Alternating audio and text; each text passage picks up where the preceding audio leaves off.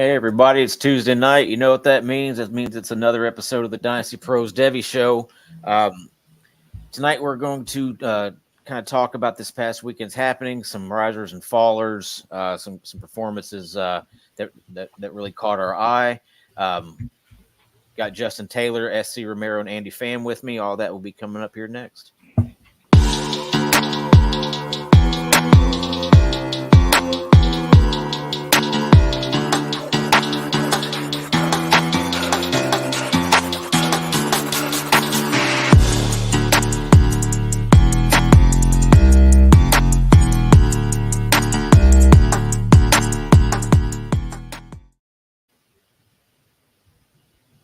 Guys, how y'all doing tonight?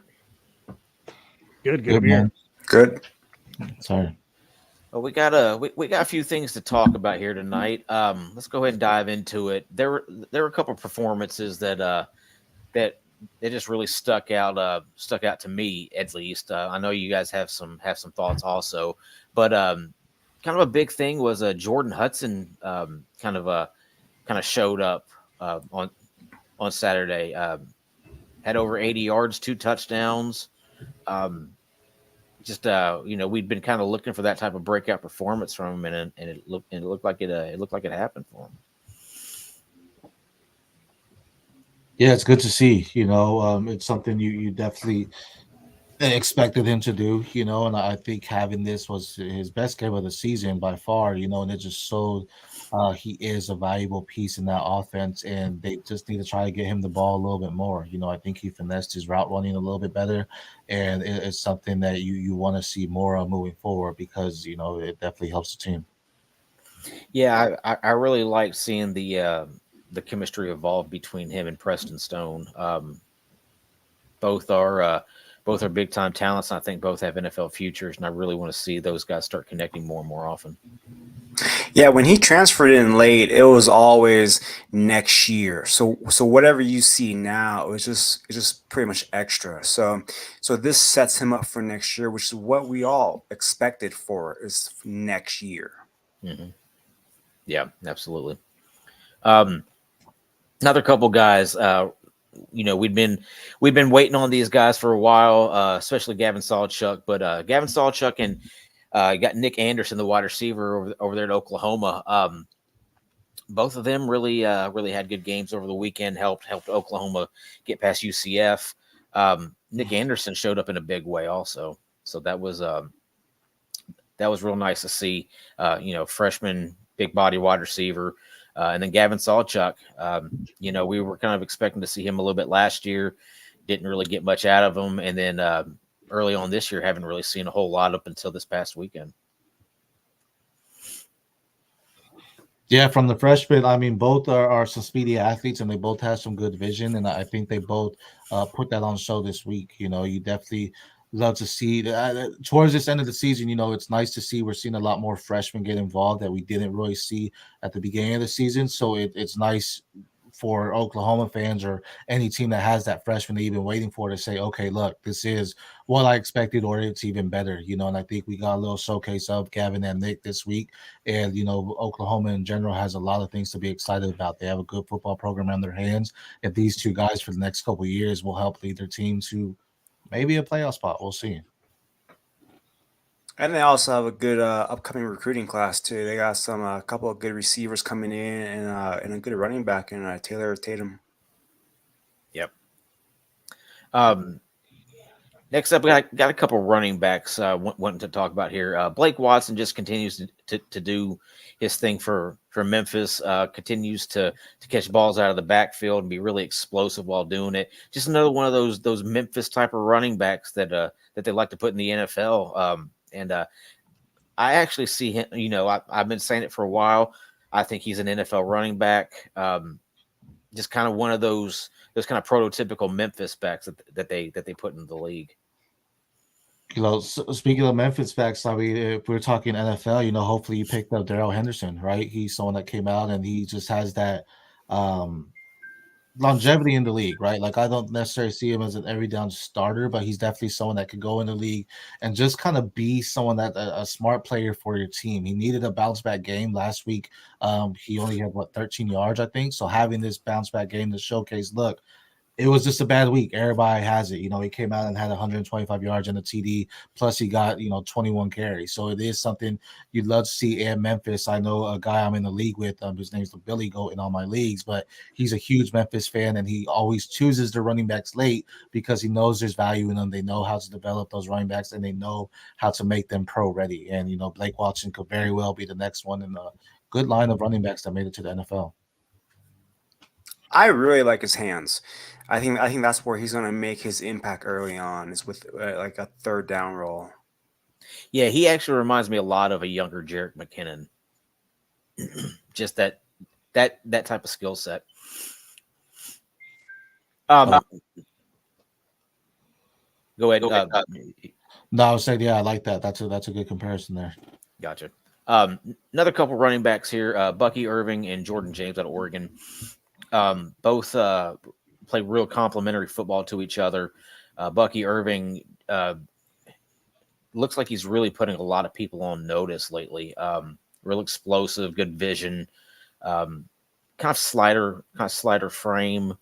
But I mean, I was just talking about Blake Watson, and Bucky Irving kind of just seems like he's kind of that same type of dude, Yeah, they seem like similar players to me. I like Bucky. It's like they always get these athletic running backs at Oregon, and just you're always waiting for one of these guys to break out in the NFL. You always see just the DeAnthony Thomases. You get the guys that just athletic freaks, and you're just hoping that one of these guys hits and busts out in the NFL. Some of these smaller backs have played a little bit better lately as the NFL's gone a little bit smaller at wide receiver and running back in some areas. So maybe Bucky Irvin can be one of those guys that bucks that trend and ends up finding a good spot in an NFL team. I like him. I mean, he's obviously a great college player. I mean, he is awesome in that Oregon offense. But I'm really, Devy wise, because can he get over that 200 pounds, or is he going to be one of those guys that are more in that 190 to 195 range? But he's shown to be explosive, and they've used him in the passing game, they've used him in the screen game. So he's a guy who just makes plays. Yeah, they're both good backs. They both eat when they get the opportunity, right? And it's in Oregon, you hardly see just that one focal back. They always have just a committee of backs there, and this is just the newest addition, right? Next year, it's going to be Jordan James and Dante, right? So you're just going to continue to see that. So I'm just curious on. I really haven't seen between Bucky and James when they get the same amount of work, like who really takes it to the next level. I think they're both neck and neck there. So I want to see that when they're both getting 15 plus carries, who's going to actually expedite it and be even more than just, okay, we both put up 100 yards. Like, who's going to do that next level thing? I haven't really seen that from both of them. Both some good backs, but I think they're more committee back. No one has really showed me to say, hey, I'm an every down back, or I can be the focal point of a team. I think they need those breathers to come in and out to be the explosiveness that they have. All right, a couple guys that I've been high on for a long time, and I think they're pretty much identical. Braylon Allen and Caden Fegan. They squared off against each other this past weekend. Braylon Allen, continues to do Braylon Allen things, just pounds away. Had like 145 yards. Yep. And then Caden Fegan had right close to 100. Both caught a couple balls out of the backfield. I think they're really, really identical type of running back. Same build, same frame, same running style. Both patient runners. They kind of wait for the hole to develop, and then they hit the hole. Big bruising kind of backs also. I think Caden Fegan is basically Braylon Allen 2.0. What do you guys think? I agree with you 100%. He's not going to have the overall season that Braylon Allen had as a true freshman. But, I mean, I talked about this a couple weeks ago on the show.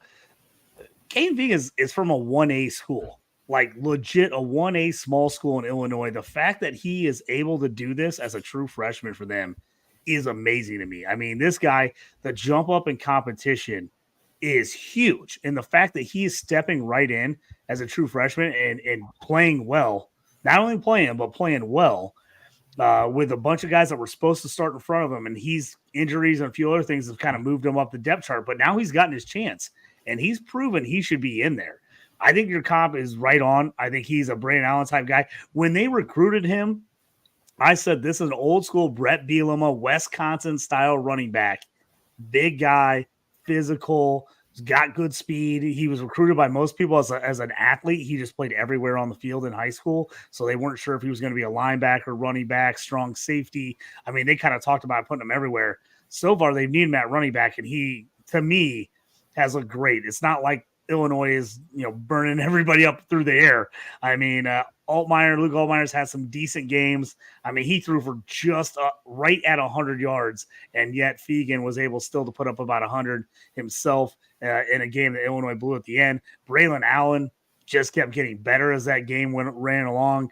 He's just one of those guys. I think he's just a bruiser. He's a guy that's going to be one of those guys that you don't have to worry about he has to get off the quick start. You just keep giving that guy the ball, and he's going to make some things happen. But I think they're very similar type of players. Like I said, Fegan reminds me of those old school, all those pro guys that went through Wisconsin when Brett Bielema was at Wisconsin. Now, obviously, the head coach at University of Illinois. But man, what he is doing as a true freshman to me, as a guy that was like mostly a 2-star recruit most of his career, I'm real impressed. Braylon recently moved to my RB1, and I know he's been your RB1 for some time now, Tommy. But really, one thing at any level is showing up, right? And Raheem Sanders and Trevion Henderson just haven't done that. So it's a concern. I still think they're two valuable prospects that will get drafted, day 2 at the latest. But Braylon Allen, I mean, just showing up, every game, being an all-around back, being able to catch it, being able to run up the middle, very agile, just something you want to see. And I think that's something that your NFL teams are going to take notice to, and he may be the first running back off the board. I think a lot before the season it was Raheem Sanders, at least to me, where I think Raheem was going to go early second or something like that. Where now I can see Braylon being that guy that just NFL scouts see their tape and they're like, wow, look at him day in day out. He was coming out to play. He wasn't injured. He didn't sit or he didn't have a bad game. He was just showing up. Yeah, I was even when losing the name, was it Lucy, the other running back that they had that got injured? Lucy, yeah. Yeah, so he came back and he was still being good when there was another back involved, and now it's just showing without him on the field. It's like, okay, wow, this is a top-rated running back that we need to take notice of. Yeah, with these running backs, it pretty much depends on like what profile you like. If you like the bigger bruisers like these two, or like the lighter footed ones. For me, I haven't really moved Braylon Allen up. I'm still kind of leery on him. He's right now my RB4, so that's where I have him. But they both played well. Yeah, I'm very excited about both of them. Another running back that we've gotten increasingly excited about, Ollie Gordon at Oklahoma State. Just been killing it lately. Looks like the best player on the field whenever they're playing. It doesn't matter who they're playing against. He looks like the best player out there. Yeah, my weekly threads, my Tuesday or my Monday thread is always running back. And when Ollie Gordon got over, I think it was like over 15 carries a couple weeks ago, 3 weeks ago, when he first had his first 100-yard game of this season, I was like, look what happens when you feed him. This is a guy you need to feed. He can do well with that volume. Then what they do, they fed him again, another 100-yard game. What they do, another 100-yard game.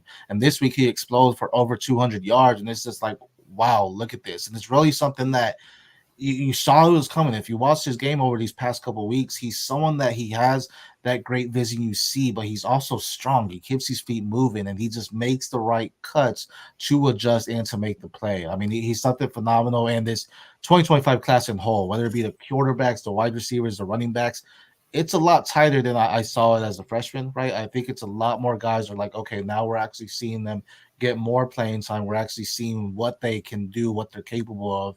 And, Singleton, to me, at the beginning, it's like he's the clear-cut one. And now I'm like, man, he's not really running away with it. And Ollie Gordon's a big part of that because as he gets that volume, he just continues to impress. I think Ollie Gordon right now is doing great production for CFF purposes. As far as Devy, I still want to see more from that. So I'm still a little hesitant on him as far as what his Devy potential really is as of this moment. That's fair. Next up, we want to talk about the North Carolina weapons. Obviously, we know who Drake May is, but Amarian Hampton, the running back, and Tez Walker, wide receiver, they both really have been putting up big time numbers. Let me first start by talking about Amarian Hampton. He seems like a who was like kind of like a remember back in the day whenever Oregon had their kind of thunder and lightning when they had Jonathan Stewart and kind of blanking on the other one's name, but he kind of reminds me of Jonathan Stewart quite a bit. Not he's not overly fast, but he's fast enough. Good runner in between the tackles. Kind of just seems like that type of Jonathan Stewart type of running back to me. I like that comp. I think when him and Petaway came out, that's exactly how I, compared them, was the Thunder and Lightning form. And really, Petaway's just not been on the field at all. So, I mean, it's been the Omar and Hampton show, and he's showed he can be their running back. We have seen North Carolina before run a 1-2 punch, and we really just see more Omar and Hampton and him being a workhorse back for them. Yeah. I'm just really excited about Tess Walker. With him not being able to play the first few games and then finally getting to showcase everything, he's doing everything that he can to prove that he should be a day 2 pick. Yes, definitely. It's sad, right? That he's doing great things, and it's unfortunate that the NCAA did whatever they did to make him ineligible, because imagine seeing this all season. It could the way he's playing right now, if he was doing this all season, we could be talking about him in that first round, right? Just because of how dominant he is playing. So it's just a bad thing that, whatever happened there, happened. But I am glad to see him on the field because it's what we expected, when he got there. Yeah, I mean, this draft class, potential draft class at wide receiver. You have several guys who could potentially come back, obviously, but this potential draft class at wide receiver is pretty loaded. I've got 15 guys that I really, really like that could go, top 4 rounds. Yeah, outside of obviously you have these guys in Devy, you're already on your team in a C2C league, but man, I am out there trying to acquire a bunch of second round picks for next year because I am just excited about all the wideouts that are going to drop to the second round in rookie drafts. Mm-hmm. I think there's a ton of guys that could be really good, especially depending on landing spot in the NFL. I want as many seconds or early thirds as I can get to see if a guy drops me, because I just think there's going to be a load of talent on that wide receiver side this year. And so I'm excited about it.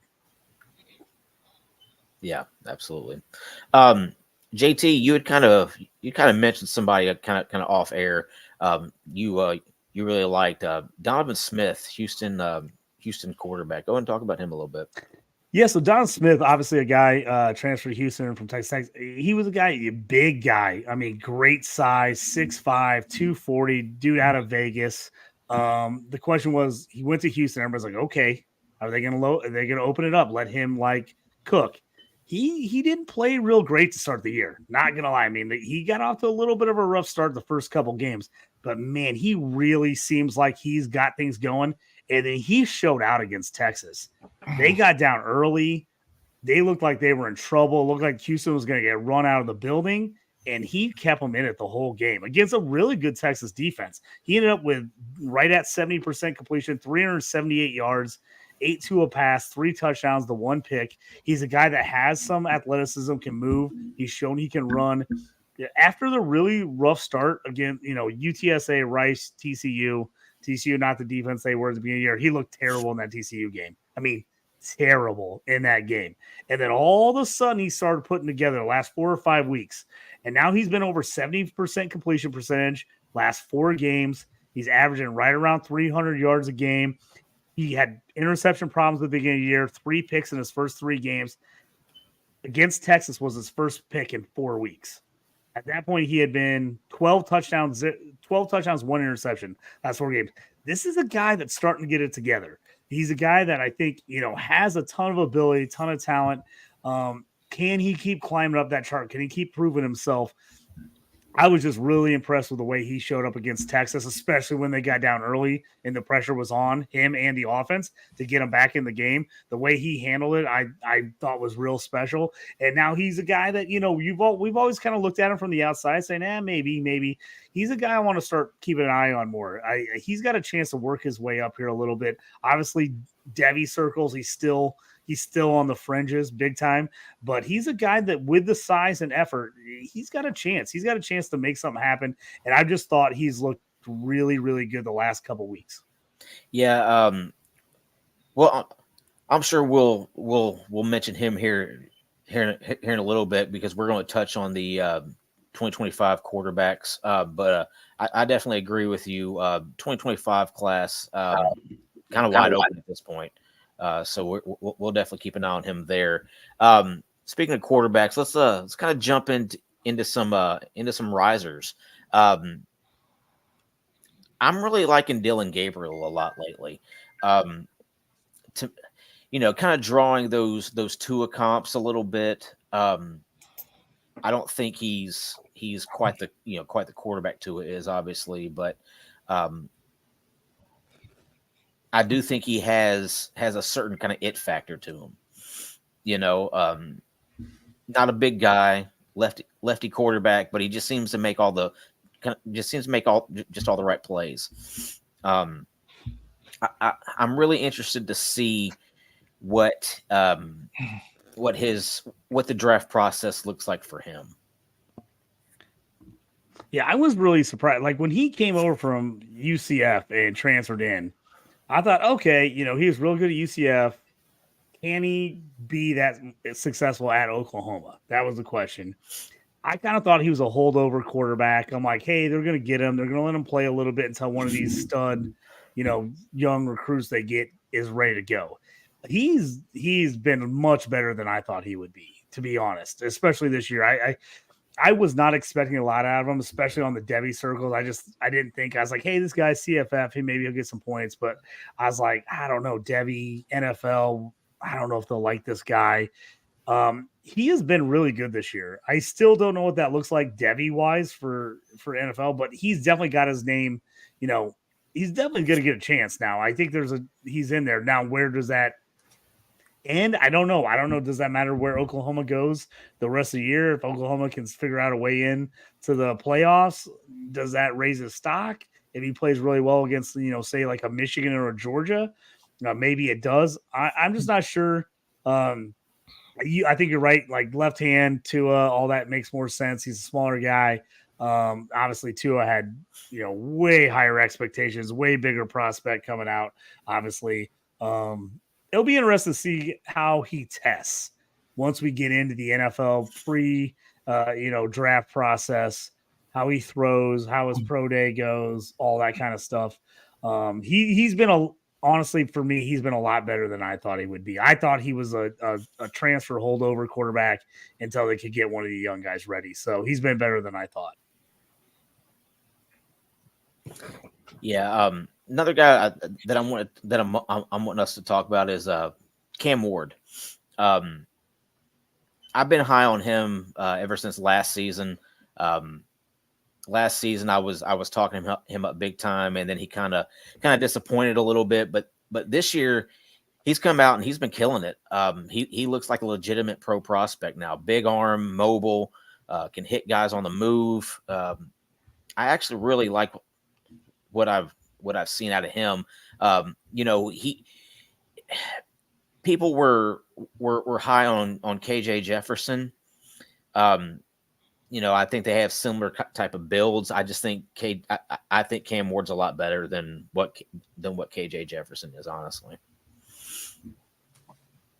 Yeah, I mean, you hit all the fine points with him, and he throws with precision, right? He can throw on the money. He can make those NFL throws that you want to see, and he's doing it pretty well in the Pac-12. That you have that aired out type of offense, and he doesn't have the weapons your Caleb Williams has or your Bo Nix, but he's still making it happen, and you definitely love to see that. I mean, he still has some things he definitely needs to work on, but I think he's a quarterback that especially come combine and pro days, he can showcase that arm strength even more, and that's going to draw a lot of people watching it, because he's someone that has that cannon to him. Yep. I mean, I was impressed about how he bounced back against Oregon. I mean, he played not a great game against Arizona. They got worked against Arizona. As just as everybody started getting on the Wazoo bandwagon, and everybody's like, "Hey, maybe they got something here." He did not look great in that game. They got worked, but the fact that he came out against what we've seen is a pretty solid Oregon defense for how much the points are getting put up in the Pac-12.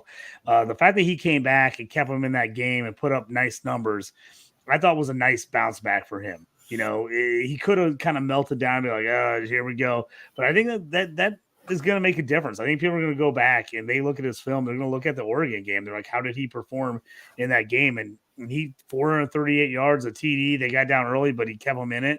So I actually was really impressed with the bounce back. Yeah.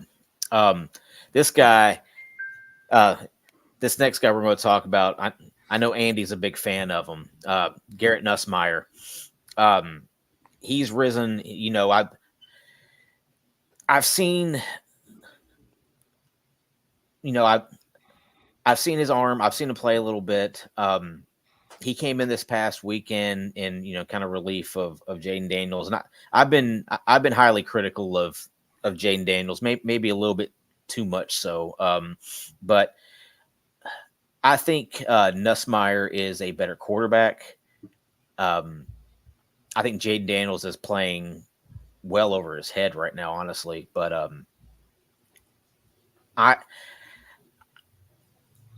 can't wait until next season whenever we get to see Garrett Nussmeier actually take control of that offense and do what we think he can do.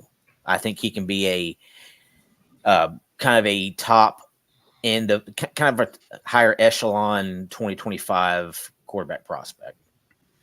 I'll jump in real quick before I let Andy, give us the business on Nussmeier. But Jalen Daniels, I mean, it's crazy because it's frustrating. You're like, looking at the stats, you're looking at what he's doing, and you still watch him, and you're like, I know he's playing good football. I know he's putting up great stats, but you're like, Devy West, I just don't see it for the NFL. I just don't see it with him. In Nussmeier, you're like, he has an NFL build, an NFL prospect. He has an NFL, like, you looking at it, you're like, oh my gosh, if this guy was in there, what would they be doing with this guy in there? And so that's what I think is just like the so frustrating thing. And I want to throw it in because I know Andy's going to give us the business on this. But I mean, he's putting up some unreal numbers with great players around him, and he just, to me, he's a good college quarterback, but good is all he is. He's a good college quarterback. And so if you get a real stud in there, man, if you're looking at what Jalen Daniels is doing, what is the next guy going to do that actually is a legit NFL quarterback? I'll give Andy the floor. Well, what I'm going to do here is I'm going to jump in. We're going to skip past Andy.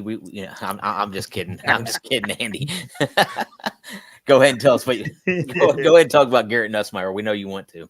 Yeah, he's been my QB1 since before the season start for the 25 class. He is quick at processing defenses, has a really good arm. He throws his receivers open. So even though LSU is going to lose a lot of talent next year, I think he's gonna prop up those young receivers next year. And so I don't have any concerns about him for next year. I think they're going to do great. And yeah, it's just a matter of a what if. What if they would have started him week 0 against Florida State? They probably would have won that game. And it's just a lost season. So I'm really excited for him next year and see what he does. But yeah, he does all the things you want for an NFL quarterback. He has a really good arm, processes defense really fast, and he throws his receivers open, which you don't see a lot in college nowadays. I think one thing, with Daniels, if he didn't have Neighbors or Thomas Jr., LSU offense would be a mess, right? Like, I think it's more they make him look great, where if you put Nesmeyer in there and he doesn't have him, which we'll see next year, then it's like, okay, wow, this is a quarterback that can actually take control and be the leader, not someone that needs his wide receivers to be great, because as Andy mentioned, he can make them feel great by finding that open spot for them to get to. Yeah, I'm a big Walker Howard fan. I like Walker Howard, and the fact that he immediately transferred out meant a lot to me. I was like, he saw Nussmeier and was like, I'm not beating this guy out. I mean, he could see it. He's like, this guy, I'm not beating him out. I'm going to be sitting right in the pint the next couple of years.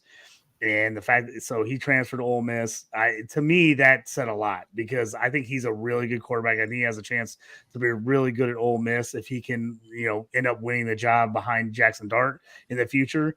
But just the fact that Nussmeier was there and he was like, nah, like that meant something. I mean, he transferred immediately. He knew he wasn't going to get in there. Yep. Now, guys, I kind of want to get into some fallers here. Got a couple of them that I'm wanting to kind of throw out there, and we can discuss them. First off, I want to start with KJ Jefferson. I mentioned him earlier. People were really high on him coming into this season. I just don't see much of anything out of him, honestly. Whenever you have a comparable quarterback like Cam Ward, similar body styles. I just look at Cam Ward and I'm like, he's so much better than what KJ Jefferson is. Now, maybe, I mean, you're able to say that, well, maybe it's offensive scheme, it's Sam Pittman, it's, lack of talent around him, whatever.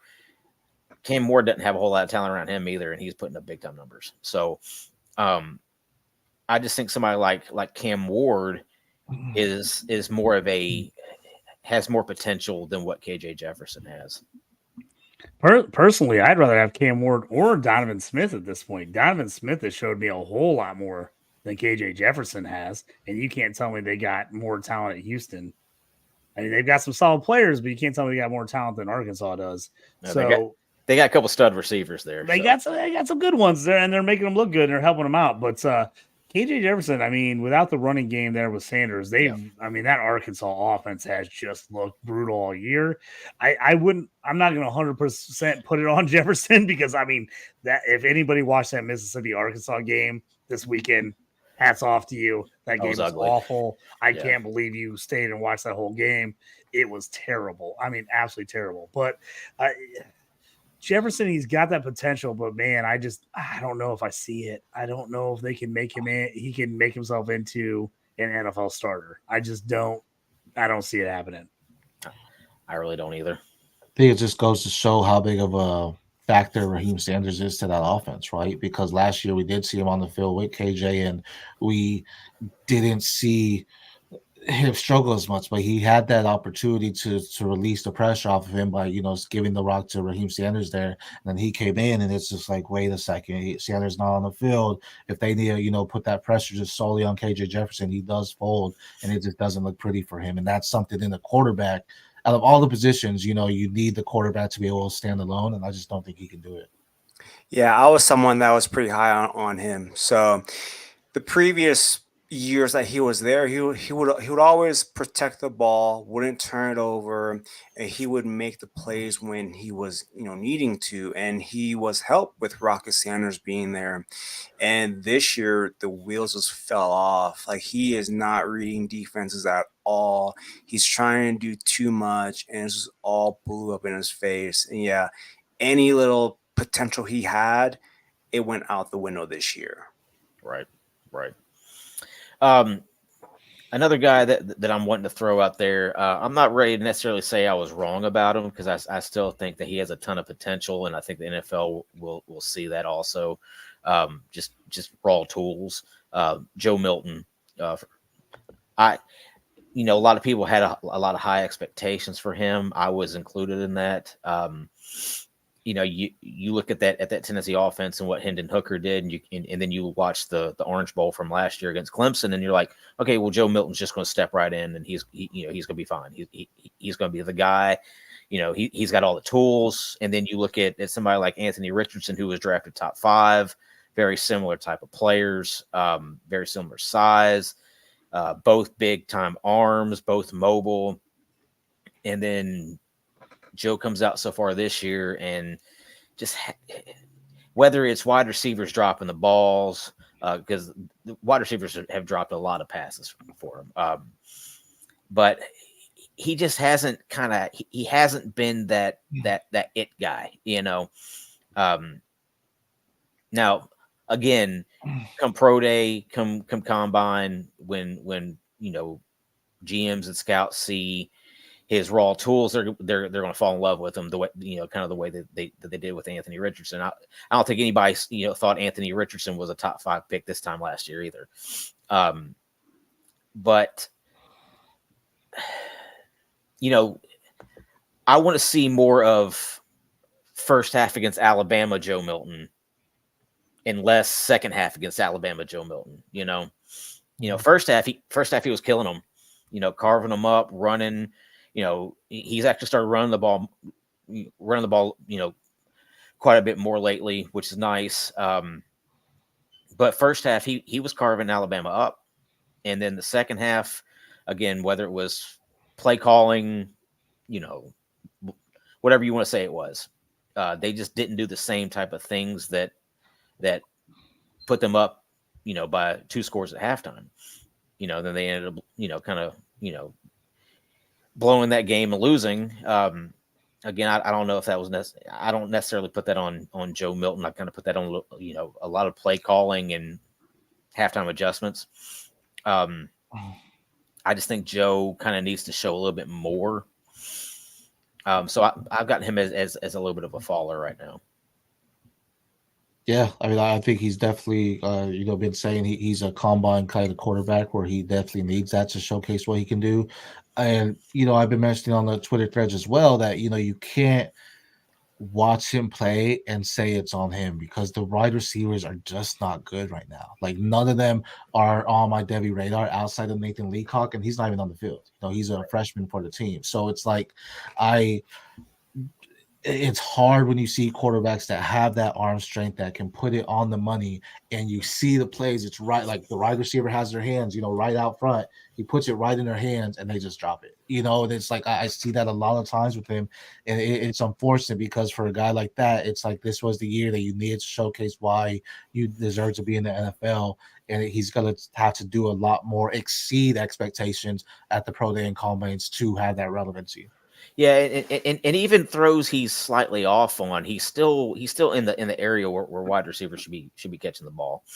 So I mean, I don't put his quote unquote inaccuracy on him. I think a lot of it is wide receivers not making plays.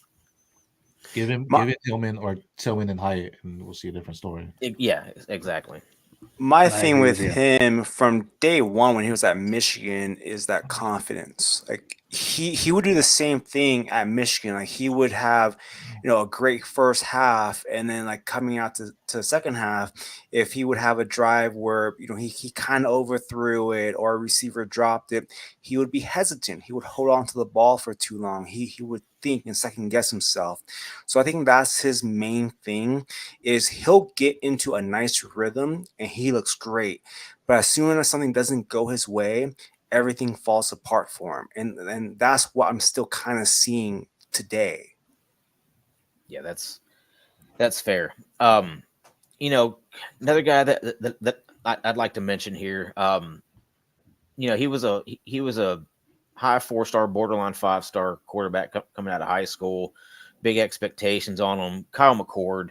Coming into this year, you thought, okay, he's just going to step right in and do what CJ Stroud did, what Justin Fields did. He's got big time weapons there with Marvin Harrison Jr. and Emeka Egbuka and Trevion Henderson, and but he just has not been very good this year.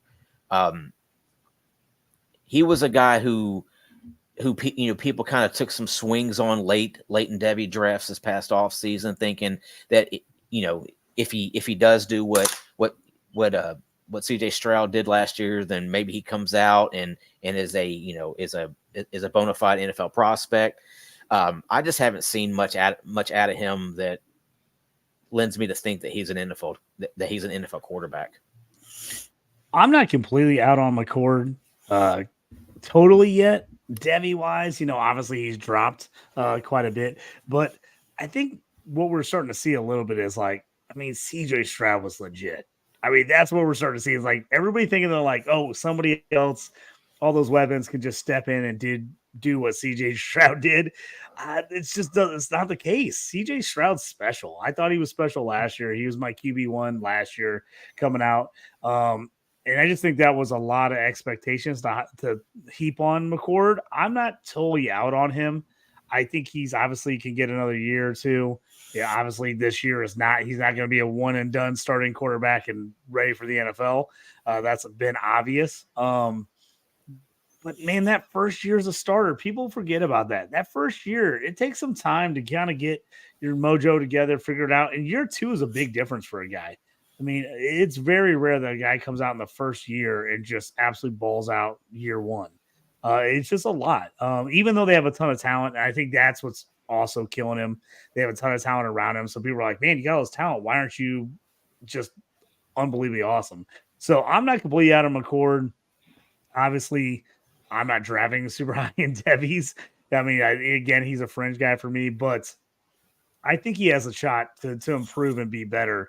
It's just I think the expectations were probably way too high with what Justin Fields and CJ Stroud did the last couple of years on him. So the expectations, they hurt. I mean, Milton, same thing like we just talked about, like a guy that came in high expectations. Hooker just played out of his mind, looked great with great wide receivers last year. You thought you guy could just step in and be that guy right away. Very rarely does that happen where someone just replaces a guy and everything just flows just as well as it did the year before. You had posed the question earlier. Are we out on the 2025 quarterback class? I don't necessarily think we're completely out on them. I mean, you're going to have some guys come back. Riley Leonard's probably coming back. Shador Sanders has been reported that he's going to be coming back also. Drew Aller, I think, is a special talent. You're not going to see that much at Penn State. Me and you were actually talking about this earlier, JT, where we had said that, if you switch Kyle McCord and Drew Aller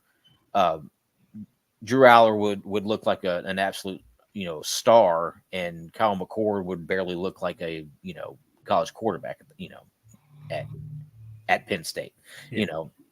It's just kind of the difference in coaching, in play calling, and in weapons, weapons that surround him. I don't think Drew Aller has a ton of weapons around him. Again, if we switched him and Kyle McCord places and situations, I think Drew Aller would look like a star. I agree. That's what I was saying. I think he would look a ton of better. I mean, Penn State did. They're just adverse to letting guys open it up. He doesn't have as many weapons around him.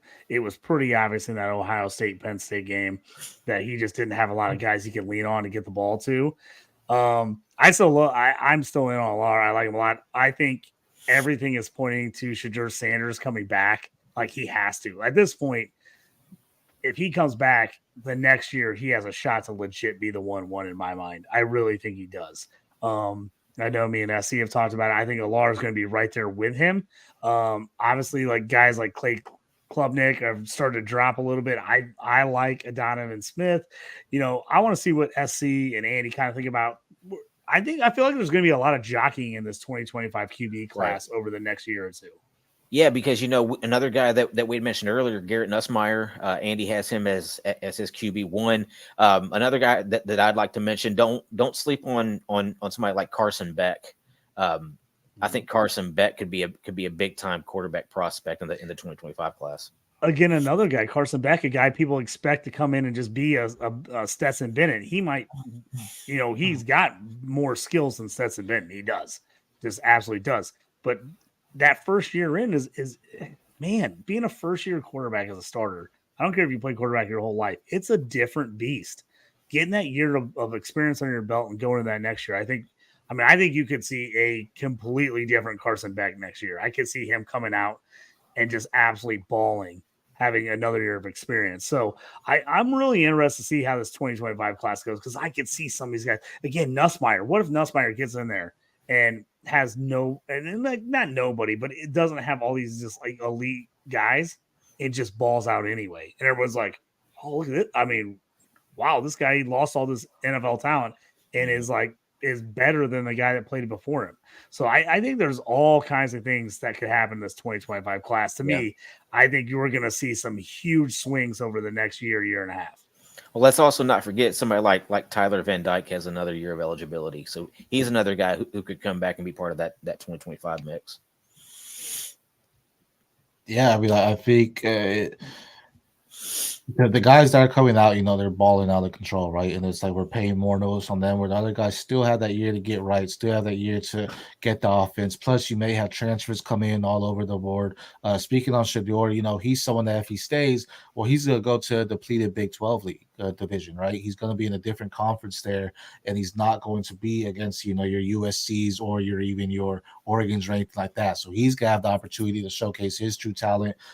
Plus, this year, you have a lot of the guys that had that COVID year in between. So you have some vets in there that had that extra year to learn about the system, learn about college football, and do some great things.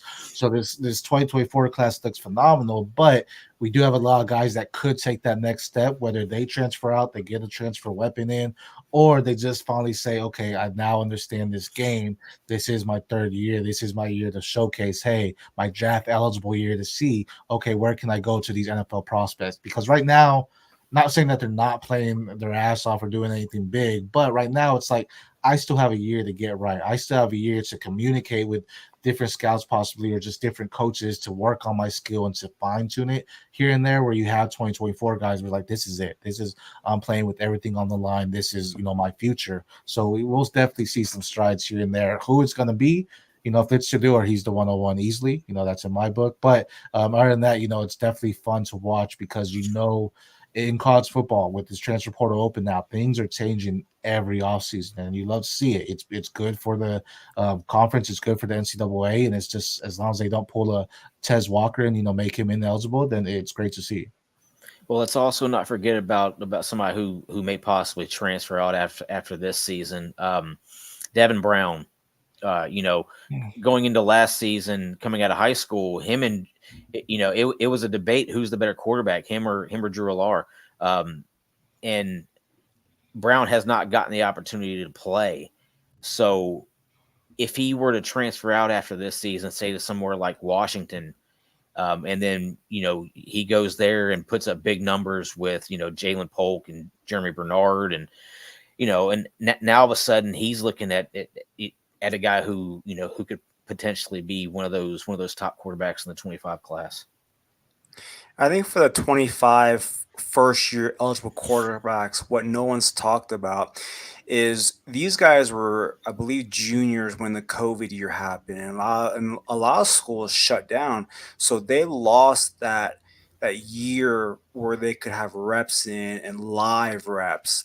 So I think you're seeing that stunted growth that those kids had when they were in high school now, and you're seeing how that drop off is from this 24 class that has the COVID quarterbacks when they were in college and they're older.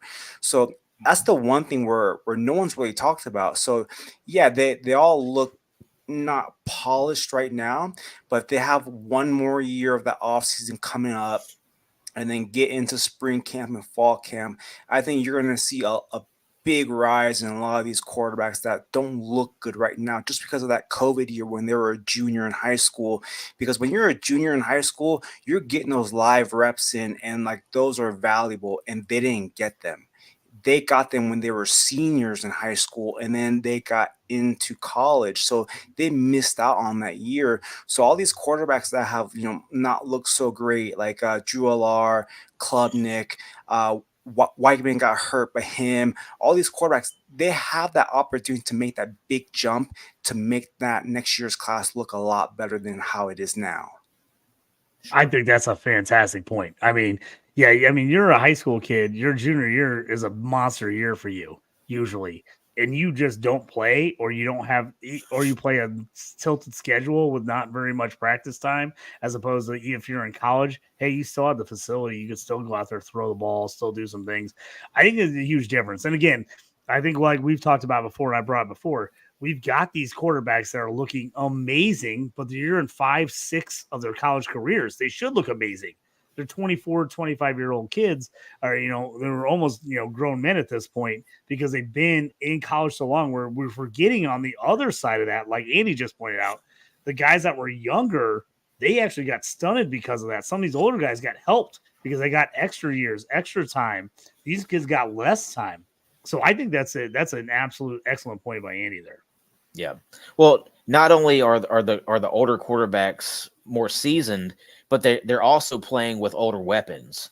Also, where you